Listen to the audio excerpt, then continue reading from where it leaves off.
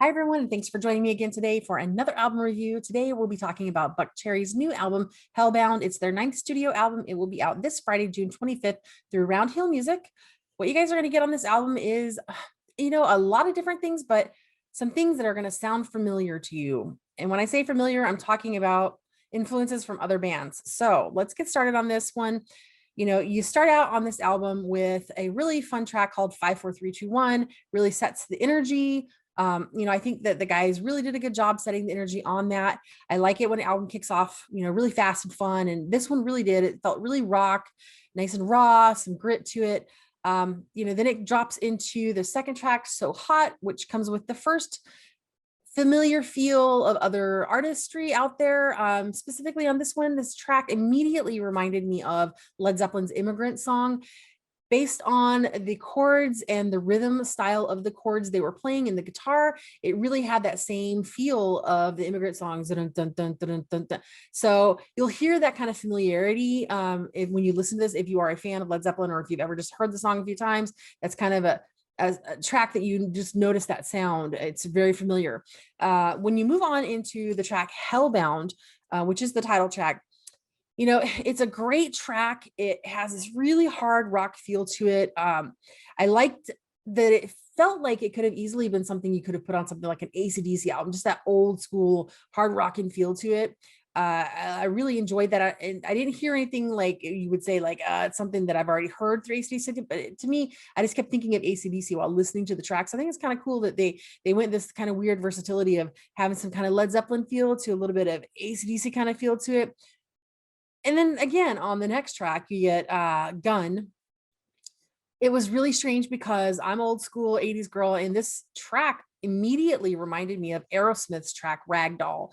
It was that drumming rhythm that's in the style, and just a little bit of the guitars. It just has that feel like, how you kind of and especially if you've ever seen the video where the girl is walking down the street and it's just that kind of attitude to it. And it just felt like they just channeled some Aerosmith feel to it. And I heard that and I was like, wow, I'm like, here's another song to me that kind of sounds like the influences of, some of the old school guys, and then you drop in to No More Lies and you get this really cool, funky feel to the track. It's got some slide on the guitar. It's got a really bluesy feel to it, but also it's almost like this undertone of some ska in the sound. I felt like, okay, here's this cool track and it's got such an interesting vibe because it's, some bluesy, some Southern rocky feel. And then you got that ska kind of tone to it. It was a great track. I felt that, it had some diversity and gave something almost completely different sounding to the album. There's some other great songs on here. You've got Junk, which I think was probably my favorite track. It's just really full of energy. It's got a full funky vibe to it, and it still holds that rockin' feel. I think the guys did really well with this one. That one and Wasting No More Time just felt like some really great tracks to me on the album. Just kind of had that vibe feel that you want to hear when you're listening to a fun rock album. They did have a ballad on here, and if you've seen any of my other reviews where any album has had a ballad, I'm not a ballad fan. I do appreciate the fact that when they did the ballad, they put the forethought in to put it closer to the end of the album so that it doesn't throw the energy of the album off, because it's such a different track. And then the slowdown and the rhythm of it would really, if you pushed it towards the middle or towards the front of the album, would have slowed that energy feel that they built on, with that kick straight off the beginning with 54321. And you just had this fun punch the whole way through of styles of just hard rocking, some bluesy rocking, that Southern rocky feel to their sound, mixed with, these unadulterated vocals that have some raw grit into the tone.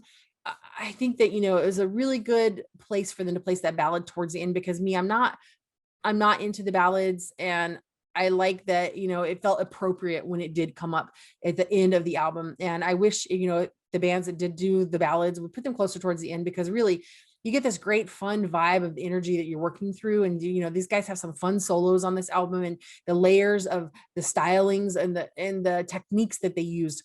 I think that anywhere else in the album, it would have just completely made it sound funny.